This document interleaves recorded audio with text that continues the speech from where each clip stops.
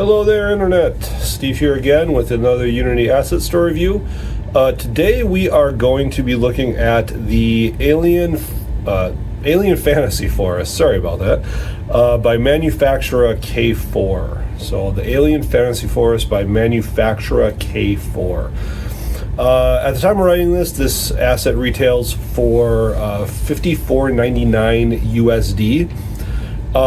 It supports officially both built-in and HDRP. It doesn't say anywhere on there that it supports URP. Officially, I was able to get it to run in URP. I had to dick around a little bit with it, but that was something that I was able to do. So I'm just going to say it officially supports built-in and HDRP, and unofficially supports URP unless I'm corrected in some way or another. For the sake of this demo, I'm going to be running it in built-in. And we'll get into the review, or get into the ratings rather. So as a reminder, I do pass fail. Something to me is either good enough or it is not. So for quality, it passes. It's definitely good quality. It's performant. Although that gets into the workability end of things a little bit. Yeah, it definitely passes for quality. For modularity, workability, it passes. There's enough modularity with it where you can create a lot of different unique pieces and all that. So I'm definitely going to give it a pass on the modularity and workability end of things. Support and serviceability. So the developers have been doing this for a while. They've been around for a while. They do respond to stuff. And then because of the fact that they update this, like they actually do a decent amount of updates, I'm going to take that into another end of serviceability. They don't just do one and done. And so I've got a number of other assets from them I'm going to review, but I think that's the case with the other ones. I go through what they updated and what they added rather a little bit near the end of the video. So keep an eye out for that. But yeah, they definitely have good support and serviceability, so it passes there. And then value. We'll just say $55, $54.99 USD. It's essentially $55. That's getting into like that mid-tier range of pricing for an asset. I do think it passes on value. There are not a whole lot of prefabs in there, but at the same time,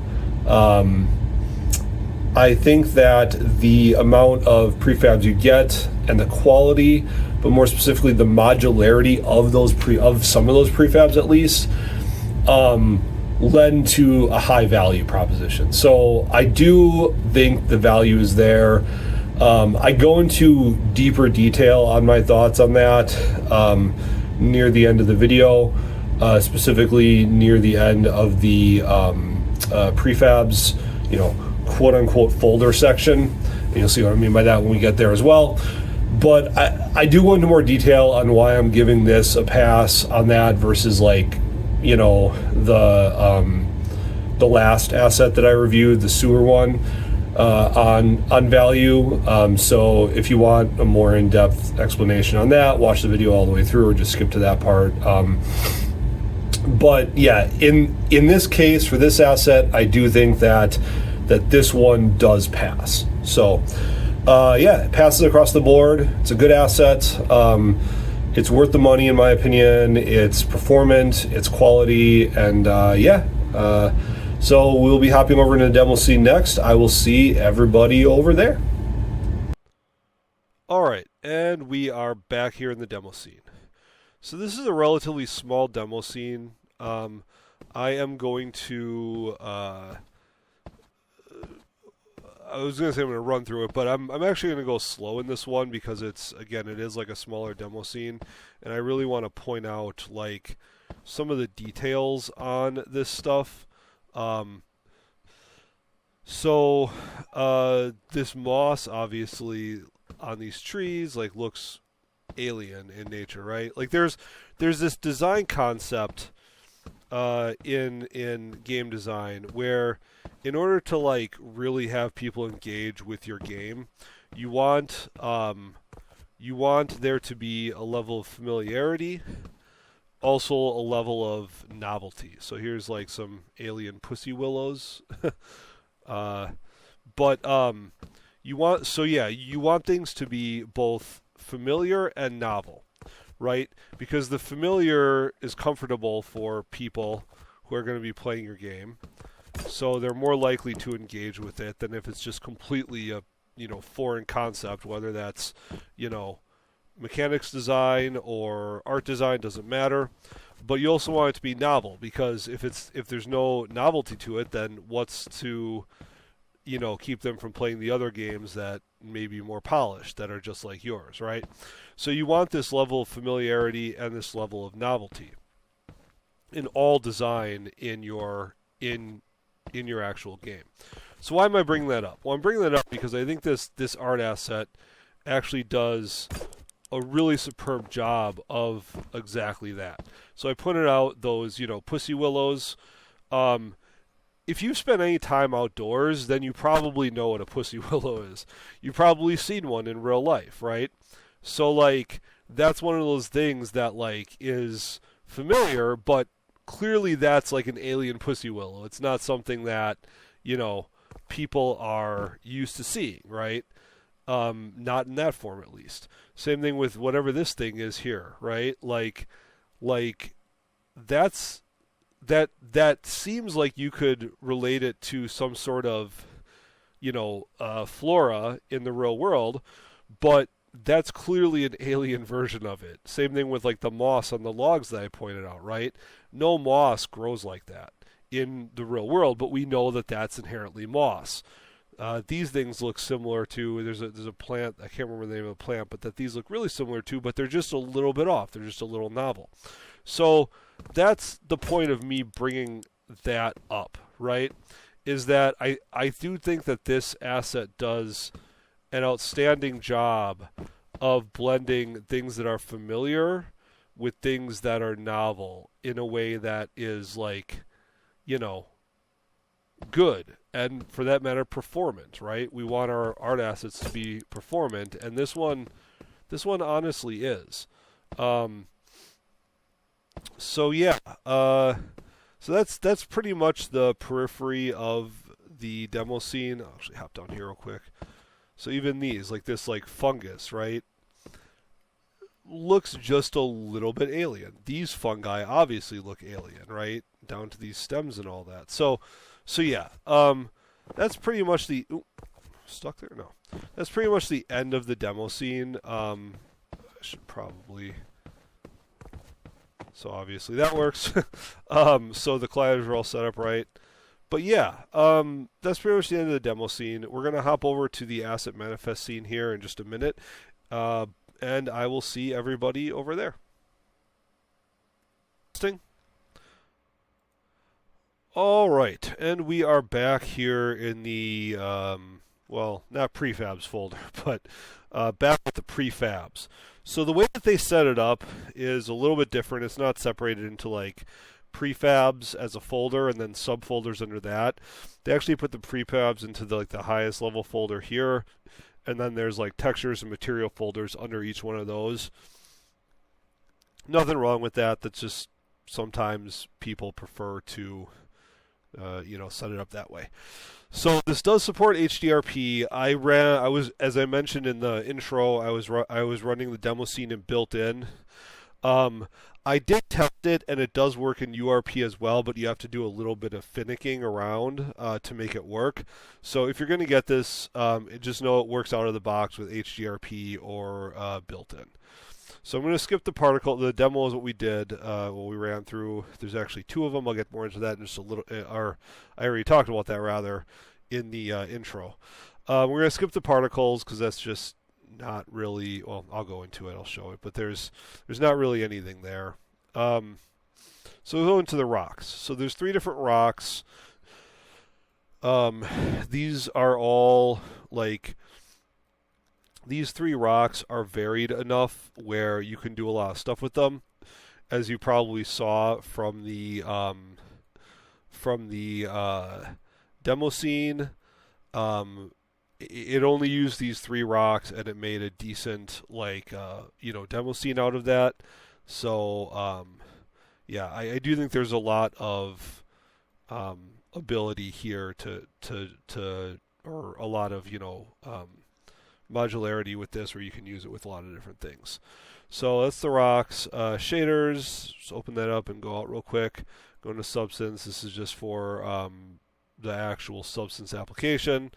The terrain is so these materials you can use for, I don't remember which one they used in the terrain. I actually think they may have blended some of them, but there's that. And then the trees are where the majority of the stuff is. So let's go in here.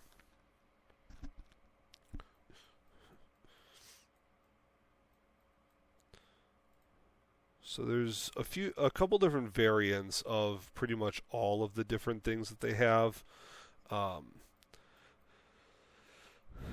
And then you can mix and match this stuff to to make more complex, unique pieces. That modularity, I mean, I'm going to give you my final thoughts on it in a little bit, but that modularity is where we'll start to get into why I think this is different than. Well, I'll talk about that in a little bit. But got some vines and stuff like that. Some vines and stuff like that.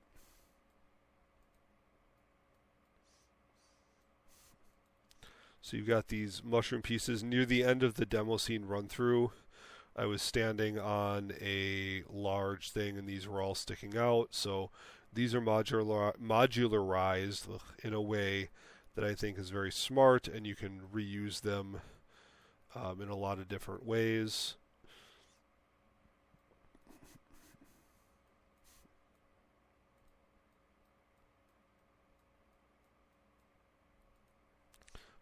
So you got some Venus flytraps, or not Venus flytraps, pitcher plants rather. Fun story. I typically have carnivorous plants myself in our home. It's the winter season, so they are dormant right now, but I can share photos of that if people are interested once it gets to be summer again, or spring rather. I've had to become an expert on that over the years because they kept dying on me at first. So, for example, one thing, if you have carnivorous plants and they're constantly dying, don't use tap water. Don't use regular water. You want to use distilled water. They can't really handle tap water with all the, minerals and crap in it. So yeah, and now we're just in a bunch of the different plants, like ground-based plants and trees and stuff like that. It is worth noting that, and this also plays into my decision to recommend this, but this developer does add stuff to, at the very least, this pack. I have other assets from this developer as well that I'll be reviewing, but in this one, and I'll go back out into the main menu, or the main master folder once I'm done with going through these, but you can see that they added stuff in a second update. So with at least this asset, maybe with their other assets, again I'll get into that in the other reviews. I haven't actually gone through those yet, but at least with this asset, you're kind of making an investment. The developer is most likely going to add more stuff, and just if, again, history is any indication here. So some of these things in this folder were added after the fact. They were added at a later update. So that is worth noting. The developer didn't just do this and then abandon the pack. Like, they are continuously adding stuff to it.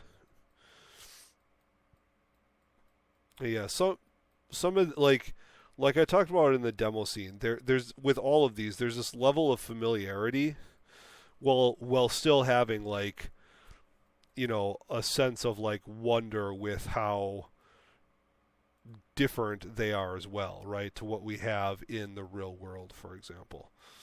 And that is a sign of good design. It should be familiar but also novel. I preach that to my students all the time. So you've got a bunch of root coverings and stuff like that as well. So this is where you can start to like build out the existing set pieces, the like larger prefabs, to make them look more unique and stuff like that.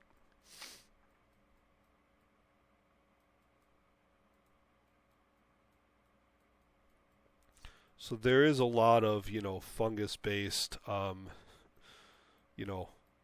flora. Clearly, Alien Worlds have a lot of fungus influence in their ecological, design. Oh, it's also worth mentioning, all of these do have full LODs baked in. I forgot to mention that, but yeah. Yeah, so they all have LODs.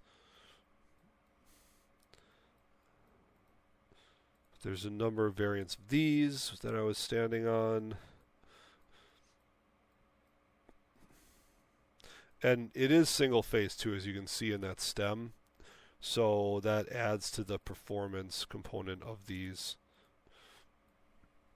They're starting in some of these larger ones, the taller ones. Again, lots of different variants of these. Nope.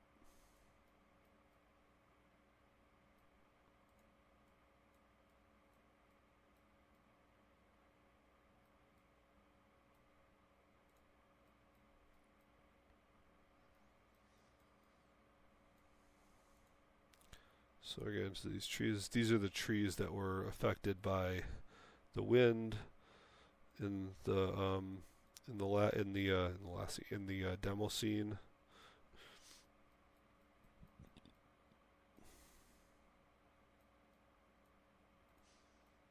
Or as Carter Pewterschmidt would say, if you're a fan of Family Guy, the wind.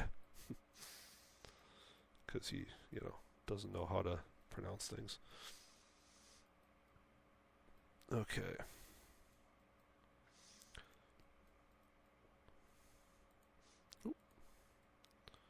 So a few more trees and stuff like that, and variants on those. Twisted trunks and all that. Shorter versions of them.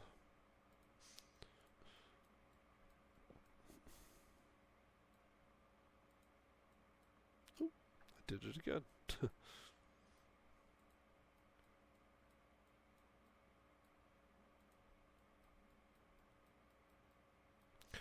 So yeah, as we're getting to the end of this, so that's all. Oh, that's all of the. Oh God! I accidentally dragged something over here. Didn't like that.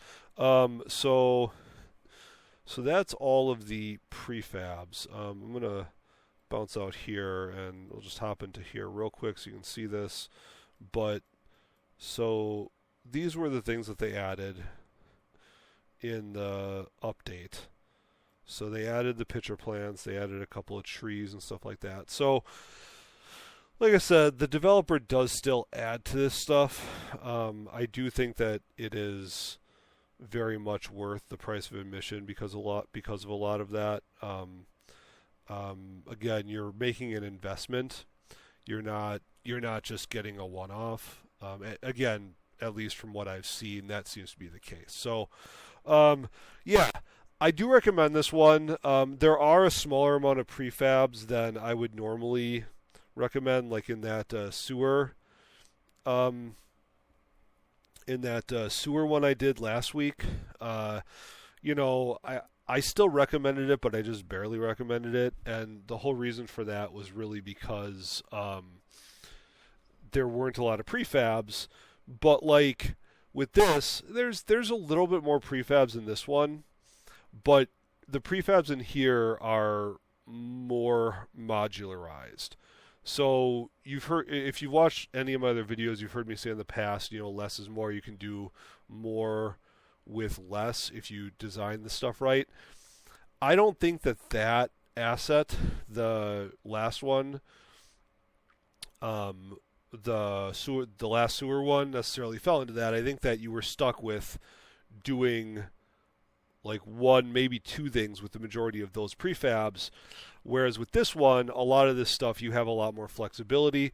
Also, there's a difference between building and corridor prefabs versus flora prefabs. Given that these are meant to be accents and those are meant to be more of a main event sort of thing. So I do think that. So I kind of just wanted to explain, I guess, my logic on that. Why I'm recommending this one, and the other one, why I'm like wholeheartedly recommending this one, I should say. And the other one, I was kind of like, I recommend it, but it's still overpriced, sort of thing. That's my logic on that. You have a lot more flexibility with this asset than you did with that asset. So, anyways, let me know what you think in the comments if you like it. Otherwise, I will see everyone in the next one.